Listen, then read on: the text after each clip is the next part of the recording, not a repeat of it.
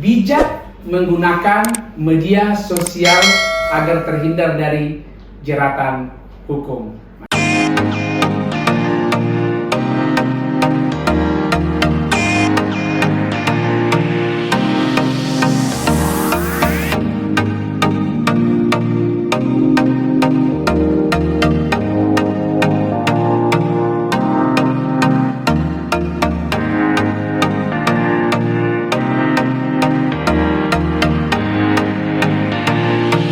Kalau kita berbicara tentang media sosial, berarti di sini adalah regulasi atau peraturan perundang-undangan. Di sini adalah Undang-Undang Republik Indonesia Nomor 19 Tahun 2016 tentang perubahan atas Undang-Undang Nomor 11 Tahun 2008 tentang informasi dan transaksi elektronika. Ya, jadi undang-undang ini sudah mengalami perubahan. Sebelumnya Undang-Undang Nomor 11 Tahun 2008 saat ini sudah dirubah menjadi nomor 19 tahun 2016 dengan adanya perkembangan zaman, karena hukum itu adalah dinamis sehingga dia mengikut bagaimana perkembangan zaman. Undang-undang ini hadir sebenarnya, ya, ini hadir untuk pengguna media sosial untuk melindungi kepentingan negara, ya, kepentingan publik dan swasta dari kejahatan cyber. Di sini juga Kemenkominfo diberikan kewenangan untuk dapat melakukan pemblokiran terhadap situs-situs tertentu. Kalau sebelum ada undang-undang ini kan dulu bebas, bahkan anak-anak, ya, semua bebas bisa melihat, mengakses, ya, situs-situs yang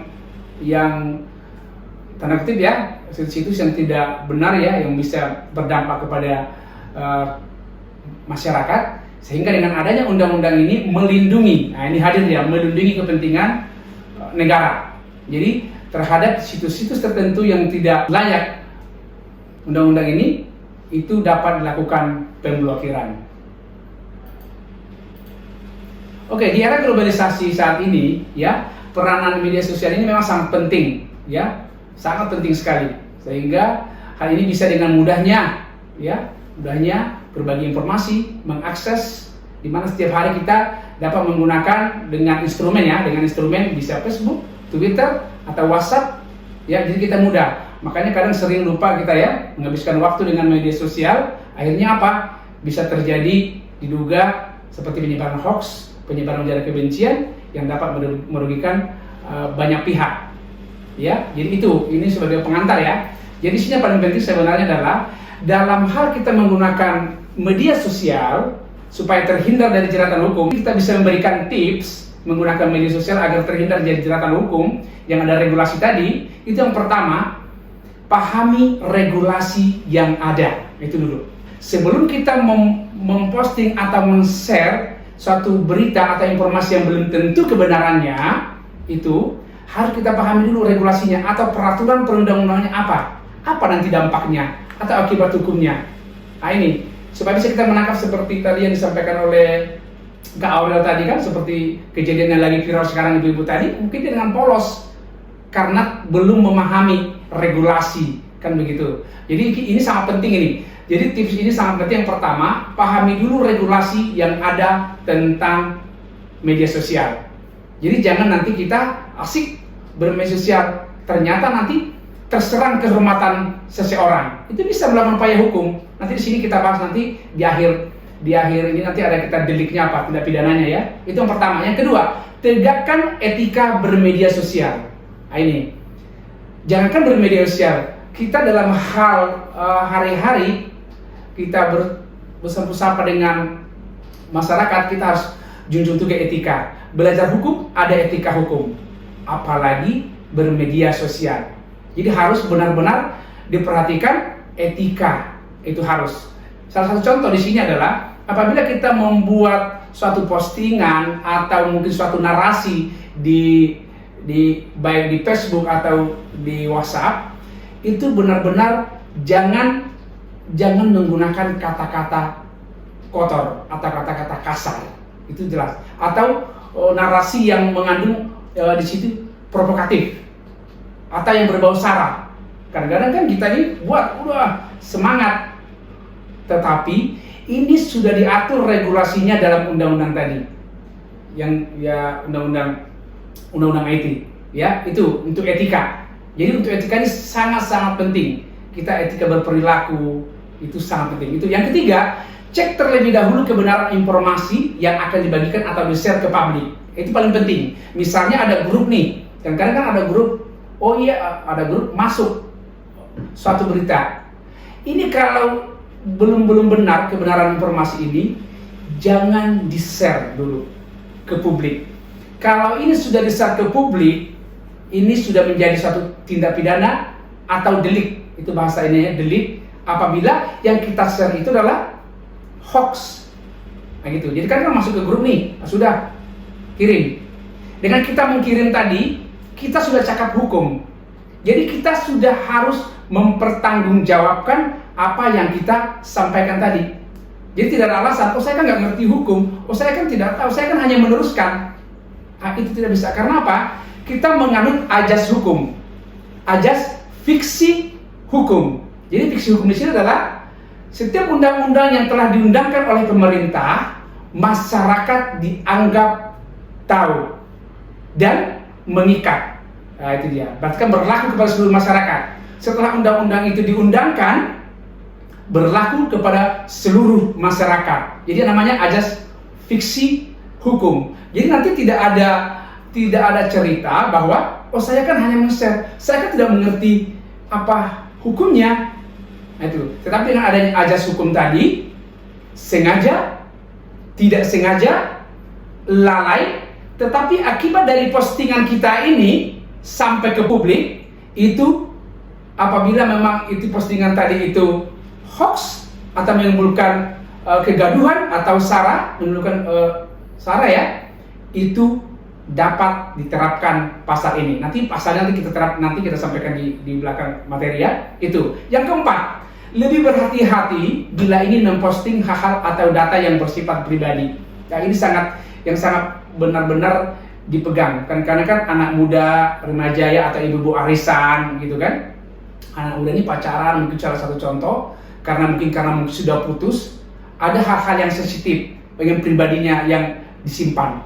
Karena mungkin sakit hati sudah putus contohnya ya, ini dikirim, diposting hal yang pribadi, buat malu kan begitu. Padahal orang yang mengirim tadi itu yang men-share itu masuk di sebagai pelaku sebenarnya, bukan orang yang tadi yang merasa pribadinya tadi yang foto yang bersifat pribadi, data yang bersifat pribadi tadi itu dikirim, dia yang sebagai pelaku. Orang yang men-share ini itu yang dijerat dalam pasal ini. Dan juga nanti dilihat sejauh mana nanti yang sebagai yang data pribadi tadi unsur bisa nanti ke pornografi, kan panjang nanti ya. Tapi di sini paling penting orang yang men-share. Ini sangat hati-hati. Jadi tips ini harus benar-benar dicamkan dan benar-benar dipahami. Yang kelima, filter akun-akun yang diikuti. Nah ini dia. Jangan nanti kadang-kadang kan kita di Facebook, di Instagram atau di Twitter itu kan banyak itu akun-akun. Kita benar-benar filter dulu, pelajari dulu ini siapa, kita ikuti. Tetapi kalau benar-benar kita belum paham, belum mengetahui apa, siapa, bagaimana orangnya, lebih baik tidak usah. Karena itu nanti banyak menimbulkan suatu masalah. Ya, jadi benar-benar difilter akun yang diikuti. Kemudian belajar dari penyedia jasa seperti Google ya untuk menjalani peran menjadi ini ya, harus benar-benar kita belajar. Google itu kan bertanggung jawab dalam hal menyampaikan semua informasi. Jadi diharapkan kepada seluruh yang saat ini hadir dalam webinar ini, karena memang jangankan di daerah-daerah, di kota besar pun ini dalam hal medsos ini masih tabu. Karena apa? Regulasi ini kan banyak orang belum membaca atau belum memahami, kan begitu. Padahal apabila ini dilakukan, berlaku tadi ajas fiksi hukum. Jadi sangat kasihan, sehingga tadi seperti Kak Aurel tadi sampaikan tadi, ada banyak yang mengalami terjerat di sini, memang banyak. Seperti yang baru-baru ini viral, mungkin ibu itu polos, kalau ini, tetapi tidak sadar bahwa sekarang ini pandemi memberikan berita apabila itu gaduh di publik itu delik atau satu tindak pidana. Nah itu jadi itu sangat-sangat diharapkan yang hadir pada hari ini bisa menjadi instrumen, ya, instrumen kepada masyarakat lainnya. Mungkin hadir pada hari ini, mungkin di keluarganya, tolong nanti disampaikan, nanti ke tetangganya, atau nanti di kantornya disampaikan. Dengan nanti kita yang hadir hari ini mungkin ada 100 orang, mungkin 2 orang, 3 orang, 4 orang disampaikan, sudah berapa ratus yang sudah terselamatkan, yang paling tidak sudah mengetahui bagaimana regulasi untuk ini.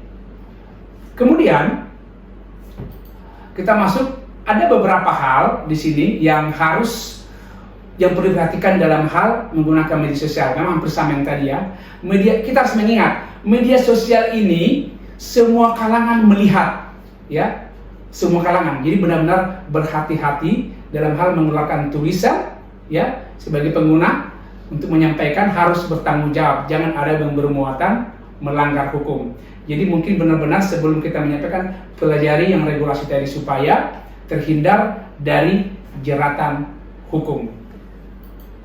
Kemudian ada beberapa lagi ini, pergunakanlah media sosial untuk sarana komunikasi yang baik, sehingga apabila pengguna ingin melakukan kritik atau tanggapan terhadap suatu permasalahan, sebaiknya dilakukan di ruang kritik sebagaimana mestinya.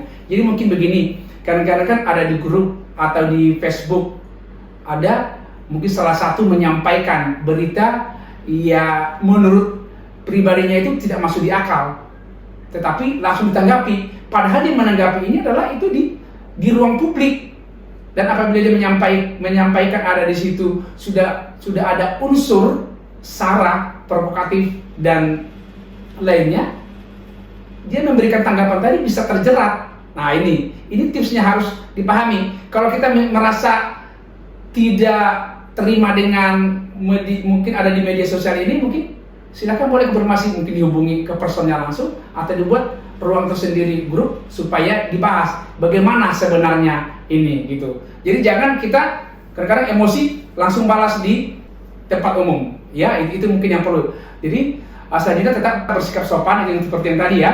Dalam hal undang-undang ini ada beberapa larangan di pasal 27 tadi kita ya, di pasal 27 di situ kita melihat di ayat 3 untuk larangan ya. Setiap orang dengan sengaja dan tanpa hak mendistribusikan dan atau mentransmisikan ya, atau membuat dapat diakses informasi elektronik dan atau dokumen elektronik yang memiliki muatan penghinaan dan pencemaran nama baik. Itu larangan di pasal 27 ayat 3 Undang-Undang IT tadi. Di sini untuk larangan kita melihat untuk deliknya, tindak pidananya di sini ya. Kita melihat di pasal 45 ayat 3.